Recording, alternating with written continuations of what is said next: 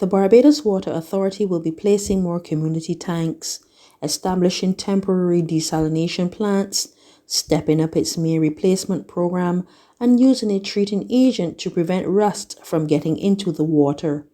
Director of Engineering Charles Leslie outlined some of the measures to bring an ease to St. Lucie residents during a media conference on Tuesday with Acting Prime Minister Santia Bradshaw at Round the Rock. The problems here in St. Lucie are twofold. Primarily, it's a problem of water quality, where you have the bung water or the saline water, and then water supply. There are a number of solutions that we're looking to put into place. They could be termed as short-term, medium-term, and long-term. In terms of the short-term measures, we are looking to do the maintenance work at the Allendale well.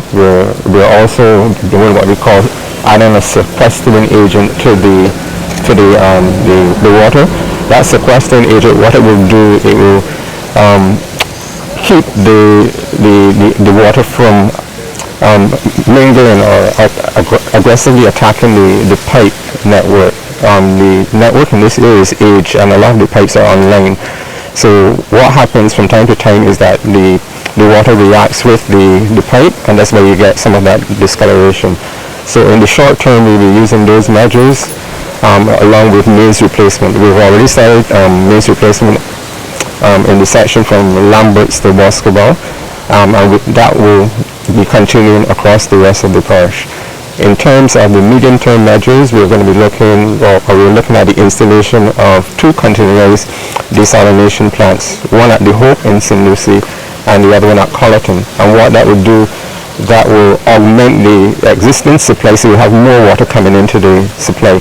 So during the dry periods, we would not then have the issue of not having sufficient water for the customers. And then in terms of the longer term solution, we're looking at mains replacement, aggressive mains replacement program across the length and breadth of the parish. General Manager Keith Roy Halliday said they were trying to get the measures in place before the dry season. And we're very cognizant of the fact that if we think we have a challenge now in the dry season, the issue will be worsened. So we are trying to move with all alacrity to at least make sure that the interim or the immediate term solutions are in place while we try to roll forward into the medium term. Mr. Leslie would have mentioned the fact that we're looking to put 2 containerized desalination plants into St. Lucie to augment what we already have. What that simply says is that while we produce an average maybe 1.15 million gallons a month for the supply in St. Lucie, we know that we need at least 1.5 to 2 million. And those 2 temporary desalination plants will give us a surplus and effectively give us an element of redundancy. So because we're going to produce more than 1.5, but we have to do that in stages. The first one will be done at Hope, and then the second one will occur at Clinkett, Colleton. Once we roll past that, there's another plan in place which is being looked at by the ministry for a more permanent solution other than just the temporary desalination plants.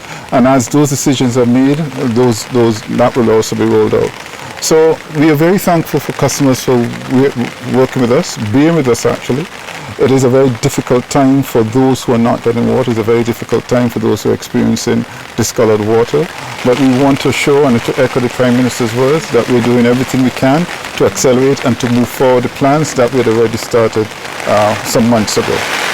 Meanwhile, Bradshaw said they were aware of the problems facing the St. Lucie residents and were working to alleviate them. And I think the public has to also appreciate that, these things take time in terms of being able to transfer water from one source to the other. It is not an overnight process. So there will be inconvenience, and we appreciate that. Many of the residents, I think, we went to Clinkett, we went to Broomfield, and we drove through a number of the areas, and the general sentiment from a lot of the residents, while there is frustration, and understandably so, I think they do appreciate that there is work that has been done and that there is work that is intended to be done. It doesn't take away from the inconvenience of washing your clothes with brown water. It doesn't take away from the fact that you are skeptical to drink the water coming out of the tap. But I think the general feeling was that they just wanted us to, as a team, to be able to come in and, in a sense, empathize with what they are going through on a daily basis. And I'm glad that the Barbados Water Authority team has been able to join me today, because it's one thing to put measures in place, but it's another thing to actually hear from the residents and communities exactly how those measures are impacting them. And one of the things that we recognize is that we are going to have more community tanks in a number of the areas where we make this transition. We're also going to have to accelerate some of the programs, particularly in the area that we're in right now, in Round Rock, because it is clear that because of the elevation of this area, that these persons are encountering a situation where there's no water actually coming to their taps at all. And therefore, I think that that has to be given greater priority than those who are getting water and the water is brown. I think we have to address that. And so we already have a community tank up here, but I think the Water Authority has been able to source a number of water tanks for which we've agreed just this afternoon that we will prioritize these types of areas and some of the other households where we recognize that they are in dire need of having a constant water supply.